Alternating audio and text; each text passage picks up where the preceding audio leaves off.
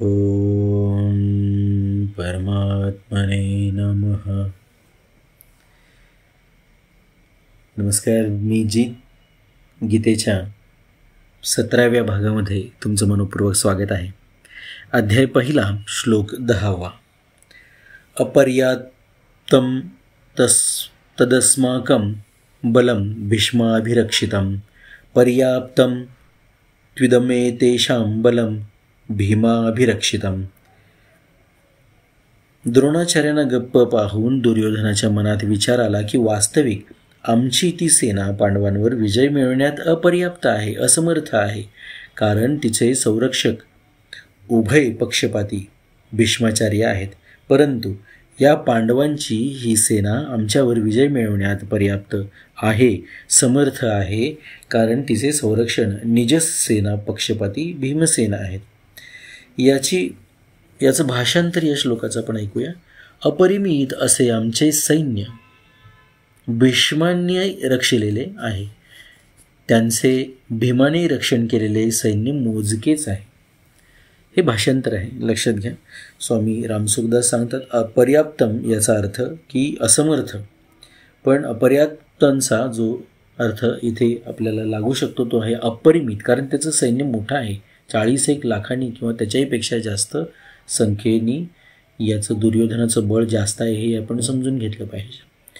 व्याख्या किंवा स्पष्टीकरण असं आहे की अपर्याप्तम तदस्माकं बलं भीष्माभिरक्षितम्. अधर्म, अन्याय इत्यादी कारणामुळे दुर्योधनाच्या मनात भय उत्पन्न झाल्याने तो आपल्या सैन्याविषयी विचार करतो की आपले सैन्य जास्त असूनही, अर्थात पांडवांच्या सैन्यापेक्षा 4 अक्षौहिणी जास्त असूनही पांडवांवर विजय मिळवण्यासाठी तर ते असमर्थच आहेत, कारण आमच्या सैन्यामध्ये मतभेद आहेत. पांडवांच्या सैन्यामध्ये जेवढे संघटन, एकता, निर्भयता, निसंकोचपणता आहे तेवढे आमच्या सैन्यात दिसून येत नाही. आमच्या पक्षाचे मुख्य संरक्षक पितामह भीष्माचार्य उभय पक्षपाती आहेत, अर्थात त्यांना कौरवांची आणि पांडवांची दोघांचीही आत्मीयता आहे. ते श्रीकृष्णाचे महान भक्त आहेत. त्यांच्या युद्धात युधिष्ठिराविषयी फार आदर आहे, त्यांची अर्जुनावरही फार प्रीती आहे, म्हणून ते आमच्या पक्षाकडून असूनही पांडवांचेच कल्याण इच्छितात. तेच भीष्माचार्य आमच्या सैन्याचे सेनापती आहेत. अशा परिस्थितीमध्ये आमचे सैन्य पांडव सैन्याशी सामना करण्यास कसे समर्थ असणार? कदापिही नाही. पहा, स्वामीजी हे इथे सांगतात हे एका वेगळ्या अर्थाने योग्य पण आहे, परंतु पुढील काही भागामध्ये ज्या हर्षाने हे सगळं दुर्योधनाचं जे वर्णन आहे की भीष्मांनी अभिरक्षित केलेलं आमचं अपरिमित असं बल आहे, या शब्दांनी आनंदित होऊन भीष्माचार्यांनी पुढे शंख वाजवलेला आहे. आपण हे समजून घेतलं पाहिजे हर्षित होऊन. पुढची एक व्याख्या आपण ऐकू. पर्याप्तं त्विदमेतेषां बलं भीमाभिरक्षितम्. परंतु त्यांचं मोजकंच असं सैन्य आहे. परंतु इथे स्वामीजी काय सांगतात ते आपण आधी ऐकूया. परंतु हे पांडव सैन्य आमच्यावर विजय मिळविण्याला समर्थ आहे, कारण त्यात त्यांच्या सैन्यात मतभेद नाहीत, तर सर्वजण एकमताने संघटित झालेले आहेत. मला लहानपणापासून हरवीत आलेला भीम जो बलवान आहे तो पांडव सैन्याचा संरक्षक आहे. त्याने एकट्यानेच माझ्यासह आम्हा 100ही बांधवांना मारण्याची प्रतिज्ञा केली आहे. अर्थात हा आमचा नाश करण्यासाठी तत्पर झाला आहे. याचे शरीर वज्राप्रमाणे कठीण आणि मजबूत आहे. मी याला विष पाजवले होते तरी हा मेला नाही. असा हा भीमसेन पांडव सैन्याचा संरक्षक आहे, म्हणून पांडवांचे सैन्य वास्तविकपणे पूर्ण समर्थ आहे. आता इथे एक शंका घेतली जाऊ शकते, ती अशी की दुर्योधनाने आपल्या सैन्याच्या सेनापतीपदी नियुक्त केलेल्या भीष्माचार्यांचे नाव सैन्य संरक्षक म्हणून घेतले, परंतु पांडव सैन्याचे संरक्षक म्हणून भीमसेनाचे नाव घेतले, तो तर पांडव सैन्याचा सेनापती नाही. तर समाधान यावेळी दुर्योधन सेनापतीविषयी विचार करत नाहीत, तर दोन्ही सैन्यांच्या शक्तीविषयी विचार करीत आहेत. कोणाचे सैन्य अधिक शक्तिशाली आहे? दुर्योधनावर सुरुवातीपासूनच भीमसेनाच्या शक्तीचा, बलाचा प्रभाव खूपच पडलेला आहे, म्हणून पांडव सैन्याचा संरक्षक म्हणून तो भीमसेनाचे नाव घेत आहे. आणि इथे अगदी योग्य पद्धतीने सांगितलं गेलेलं आहे की स्वतःच्या अपरिमित सैन्याचं जे अभिरक्षण आहे ते भीष्म करत आहेत. आपलं सामर्थ्य म्हणून ते भीष्माचं नाव घेतात, हे समजलं पाहिजे. एक विलक्षण विषय आता इथे या संदर्भामध्ये या श्लोकाच्या बाबतीत घडणार आहे आणि तो अनेक ठिकाणी पुढे साधक संजीवनीच्या या प्रवासामध्ये घडणार आहे. ते म्हणजे स्वामीजी त्या श्लोकासंदर्भात त्यांना जे अनुभवाला आलेलं आहे त्या संदर्भात ते विशेष गोष्ट सांगून जातात आणि मला वाटतंय हे आपल्या सर्वांना आवडेल. तर या श्लोकासंदर्भात विशेष गोष्ट आपण वाचूया. अर्जुन कौरव सैन्याला पाहून कोणाच्याही जवळ न जाता हातामध्ये धनुष्य उचलून घेतो. पुढे 20व्या श्लोकामध्ये हा विषय येणार आहे. परंतु दुर्योधन पांडव सैन्याला पाहून द्रोणाचार्यांच्या जवळ जातो आणि त्या व्यूहरचनात्मक उभी केलेली जी पांडवांची सेना त्यांना पाहावयास लावतो. यावरून सिद्ध होते की दुर्योधनाच्या अंतःकरणात भीतीने घर केलेले आहे. पहा, जेव्हा कौरव सैन्यांनी शंख इत्यादी रणवाद्ये वाजविली तेव्हा त्या नादाचा पांडव सैन्यावर काहीही परिणाम झाला नाही. परंतु जेव्हा पांडव सैन्यांनी शंखादी रणवाद्ये वाजविली तेव्हा त्या नादाने दुर्योधनादिकांची हृदये विदीर्ण झाली. पहा, अध्याय 1 ते श्लोक 13व्यापासून 19व्यापर्यंत. यावरून सिद्ध होते की अधर्म अन्यायाचा पक्ष घेतल्या कारणाने दुर्योधनादिकांची हृदये कमजोर झाली होती आणि त्यांच्या मनात भयाने वास्तव्य केले होते. पहा, असे असूनही तो धूर्तपणाने द्रोणाचार्यांना खुश करू पाहतो आणि त्यांना पांडवांच्या विरुद्ध भडकवण्याचा प्रयत्न करतो. कारण दुर्योधनाच्या म्हणजे तो भीती त्याच्या मनामध्ये दाटलेली आहे तरीसुद्धा तो भीष्माचार्य द्रोणाचार्यांना खुश करू बघतो आणि तो आपलं सामर्थ्य त्यांना सांगतो, त्यांचं सामर्थ्य त्यांना सांगतोय आणि आपण कसे सामर्थ्यवान आहोत पांडवांपेक्षा हे भासवण्याचा प्रयत्न करतोय. त्यामुळं असे असूनही तो धूर्तपणाने द्रोणाचार्यांना खुश करू पाहतो आणि त्यांना पांडवांच्या विरुद्ध भडकवण्याचा प्रयत्न करतो. कारण दुर्योधनाच्या हृदयात अधर्म, अन्याय, पाप आहे. अधर्मी, अन्यायी आणि पापी व्यक्ती कधीही निर्भय आणि सुखशांतीयुक्त राहू शकत नाही, हा नियम आहे. परंतु अर्जुनाच्या अंतःकरणात धर्म आहे, न्याय आहे.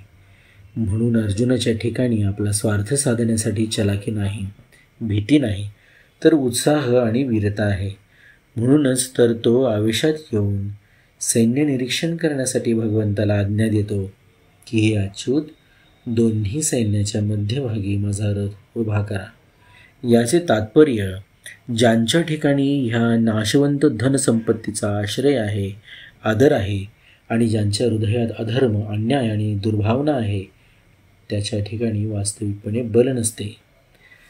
ते आतून घाबरलेले असतात आणि ते कधीही निर्भय नसतात. परंतु जे धर्मपालन करतात आणि ज्यांना भगवंताचा आश्रय आहे ते कधीही भयभीत होत नाहीत. त्यांच्या ठिकाणी खरे बल नसते, ते नेहमी निश्चिंत व निर्भय असतात.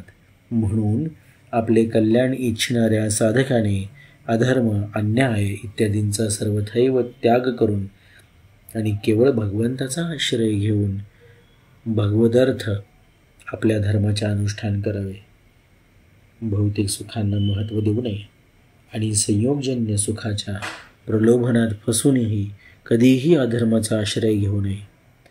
कारण या दोघांनी मानवाचे कधीही कल्याण होत नाही, उलट हा कल्याणच होते. ही विशेष गोष्ट स्वामीजी या श्लोकाच्या माध्यमातून सांगतात. परिशिष्ट भाव असा आहे की अर्जुनाने अस्त्र शस्त्राने सुसज्जित नारायणी सेनेचा त्याग करून निशस्त्र अशा भगवान श्रीकृष्णाला स्वीकार केले होते. हा खूप सुंदर श्लोक आहे की एवं उक्तस्तु कृष्णेन कुंतीपुत्रो धनंजयः अयुध्यमानं संग्रामे वरयामास केशवम.